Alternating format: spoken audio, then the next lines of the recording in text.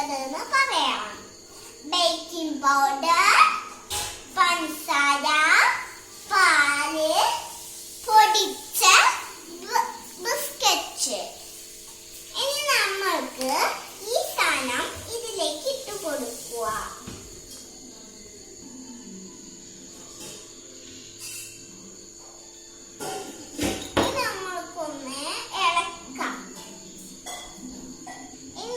പഞ്ചസാര ഇട്ട് കൊടുക്കാം. 3 സ്പൂണ് പൊടിച്ച പഞ്ചസാര.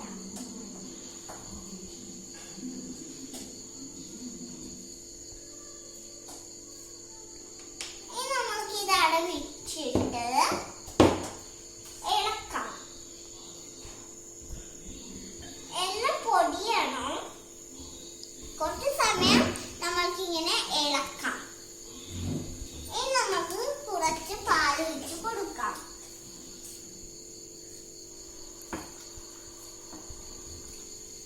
നമുക്കൊന്ന് ഇളക്കാം. എല്ലാരും ഇത് വീട്ടിലാക്കി നോക്കണം. നല്ല രസം ഉണ്ടാകും. നമുക്ക് ഇത് കുറച്ച് നേരം വെക്കാം. ഇനി നമുക്ക് ഇതിൽ എണ്ണ ആക്കാം. എണ്ണ ഇങ്ങനെ. ഇനി നമുക്ക് ഈ സാധനം ഇവിടെ വെച്ചിട്ട് ഈ എണ്ണ പാത്രത്തിലേക്ക് ഒന്ന് ഒഴിക്കാം.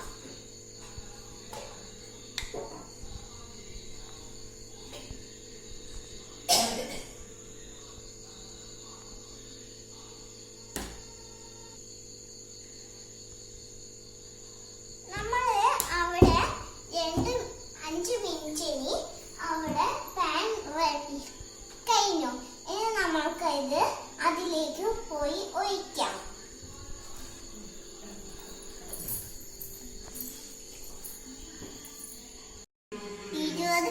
ആയി കഴിഞ്ഞു. നമുക്ക് വെന്തോന്നൊന്ന് നോക്കാം. കൈ കൊള്ളാണ്ട് എടുക്കാൻ നോക്കണം. നല്ല മണം വരുന്നുണ്ട്. നമുക്കിത് വെന്തോന്നൊന്നും നോക്കി നോക്കാം. നല്ലോണം വെന്തിട്ടുണ്ട്. നല്ല സ്പോഞ്ച് പോലെ വന്നിട്ടുണ്ട്. നമുക്കിനി ഇത് 10 മിനിറ്റ് ഇവിടെ തണുക്കാൻ വെക്കാം. അത് കഴിഞ്ഞിട്ട് നമുക്ക് ഡെക്കറേറ്റ് ചെയ്ത് നോക്കാം. എന്നിട്ട് നമുക്കിത് അവിടെ എടുത്ത് വയ്ക്കാം. ഇനി നല്ല സോഫ്റ്റ് ആയിട്ടുണ്ട്. സ്പോഞ്ച് പോലെ ഉണ്ട്. നല്ല തണുത്ത് വന്നിട്ടുണ്ട്. ഇത് നമുക്ക് ഇത് ഡെക്കറേറ്റ് ചെയ്താൽ നോക്കാം.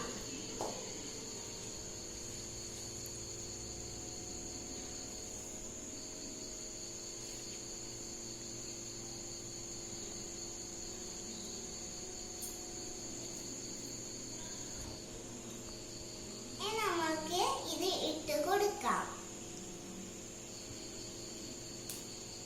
നല്ല രസം ഉണ്ടാകും. ഇത് എല്ലാവരും ചെയ്ത് നോക്കണം. എല്ലാത്തിനും നമുക്ക് ഇത് ഇട്ട് കൊടുക്കാം. എല്ലാം ക്ലീൻ ചെയ്ത് രണ്ടും ഇട്ട് കൊടുക്കാം.